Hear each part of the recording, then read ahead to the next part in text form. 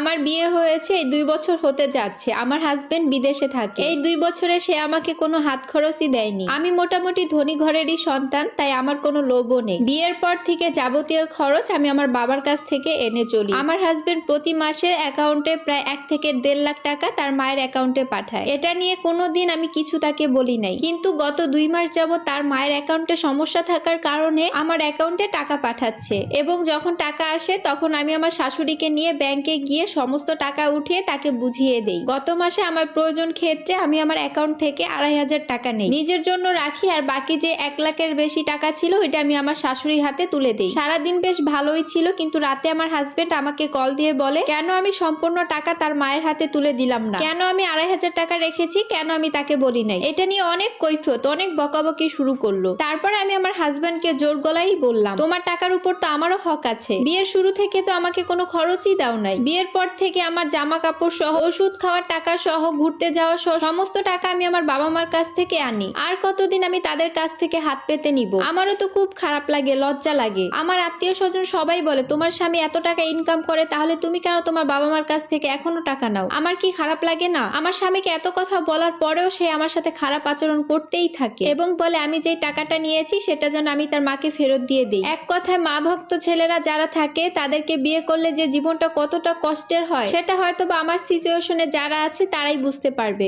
এবং এই মাসেও প্রায় আমার অ্যাকাউন্টে 1.5 লাখ টাকার মতন এসেছে, এবং সাথে সাথে আমাকে ফোন দিয়ে কড়া করে বলল এই টাকা থেকে যেন একটা টাকাও আমি না নিই, পুরো বোনাস সহ যেন আমি আমার শাশুড়ির হাতে তুলে দেই। বরাবর যেটা করে এসেছিলাম, ওই যে আমি যে 2,500 টাকা নিয়েছিলাম, এজন্য তার মনে এখনো সন্দেহ। আমার হাজবেন্ডের সাথে প্রতিদিন যখন আমার কথা হতো প্রায় সে অনেক বেশি ব্যস্ততা দেখাতো। আমার সাথে কথা বলতো ঠিকই, কিন্তু সে ফোন দেখতেছে, ইউটিউব দেখতেছে অথবা টিভি দেখতেছে। আমার কথা কোনো গায়েই লাগাতো না। তাকে আমি অনেকভাবে বুঝিয়েছি, দেখো আমার কিন্তু শাড়ি গহনা এসব কিছুই লাগবে না, আমাকে শুধু মাস শেষে চলার মতন কিছু টাকা দাও, এতেই আমার হবে। সে উল্টো আমাকে বলে তোমার বাবার কি কম টাকা আছে নাকি? তোমার বাবার কাছ থেকে যত টাকা লাগবে তত টাকাই তুমি নিবা, আমাকে কেন বলো? না হয় নিজে ইনকাম করো, নিজেও তো ইনকাম করতে পারো, বসে বসে না খেয়ে। সাথে আমাকে তো ক্লিয়ার করে বলেই দেয় আমার আর আমার মায়ের ভিতর কোনো প্যাচ লাগাতে আসবা না, আমার মায়ের সংসারে কোনো অশান্তি করবা না। শুধু টাকা নিয়েই না, সবকিছু নিয়ে সে আমার সাথে এরকম করে। আর হ্যাঁ, এর মাঝে যখন সে বিদেশ থেকে আসে অনেক দামি দামি জিনিস আনে, এবং এই সম্পূর্ণ ট্রলি ব্যাগটা আমার শাশুড়ির হাতে তুলে দেয়। আমার ননদ শাশুড়ি সবাই সবকিছু ভাগাভাগি করে নেয়, বাকি যতটুকু থাকে সবটুকুই লকারে উঠিয়ে রাখে।